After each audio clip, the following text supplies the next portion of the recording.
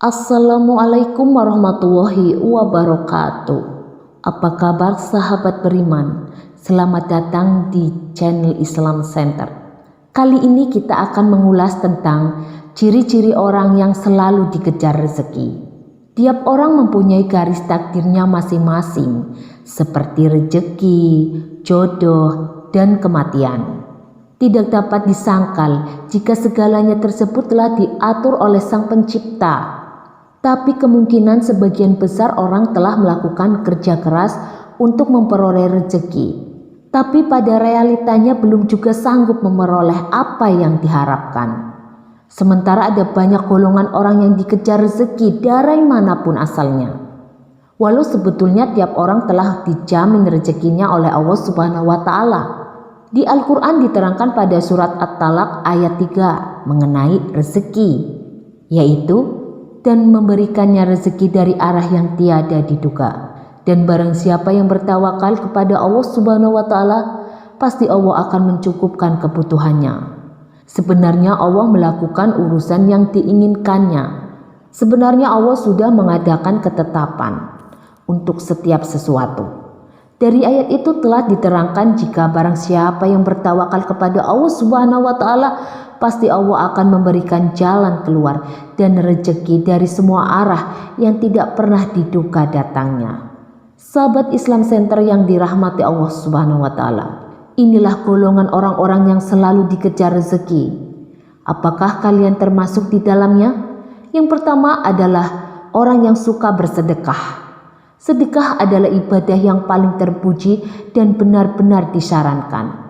Karena dengan memberi sedikit harta dari pendapatan yang didapatkan ini berarti telah menolong orang lain. Kemungkinan semua juga mengetahui sesungguhnya kita bersedekah dengan tulus, maka Allah Subhanahu wa Ta'ala akan menukar rezeki kita berlipat ganda baik di dunia ataupun di akhirat nantinya. Hal ini diterangkan dalam surat Al-Baqarah ayat 216. Perumpamaan nafkah yang dikeluarkan oleh orang-orang yang menafkahkan hartanya di jalan Allah Subhanahu wa Ta'ala ialah sama dengan sebutir benih yang menumbuhkan 7 bulir. Pada setiap bulir 100 biji.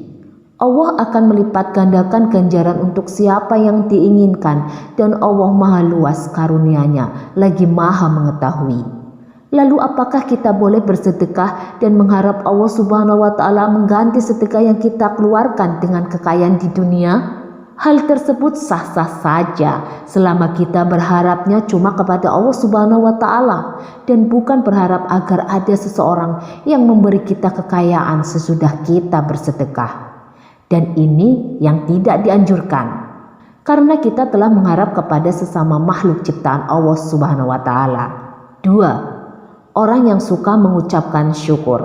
Ya, ini tidak dipungkiri lagi. Sesungguhnya jika kita selalu mengucapkan syukur setiap waktu, baik saat memperoleh rezeki yang berupa harta benda, kesehatan, atau bahkan juga dalam kondisi diuji dengan sakit pun, kita harus bersyukur.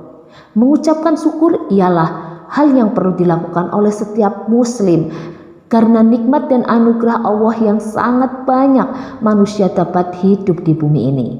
Mengucapkan syukur harus dilakukan baik saat memperoleh rezeki berbentuk harta benda, kesehatan, bahkan juga pada keadaan dites dengan sakit.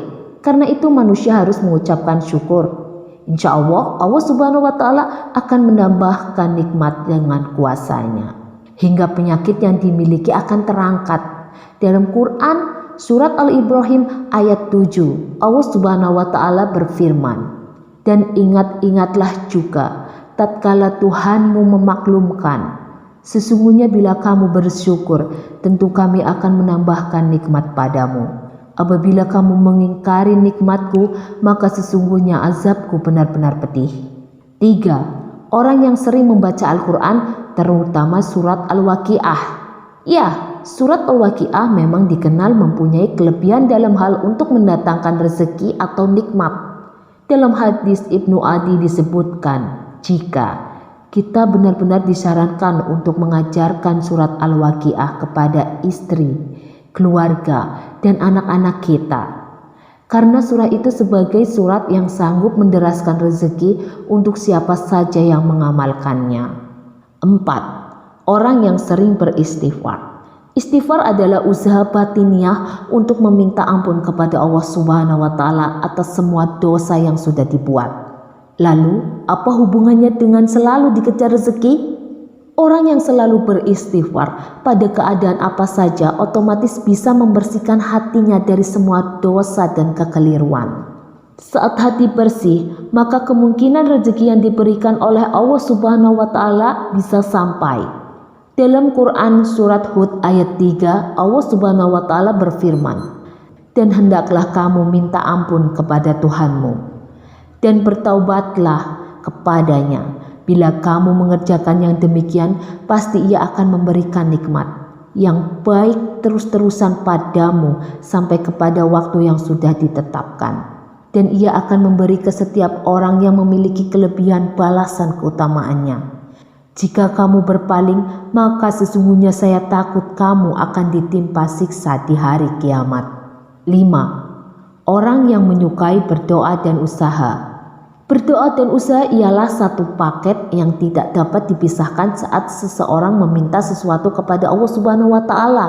Sangatlah tidak mungkin orang yang cuma berdoa saja tanpa usaha akan sanggup memperoleh apa yang diharapkan dalam doanya.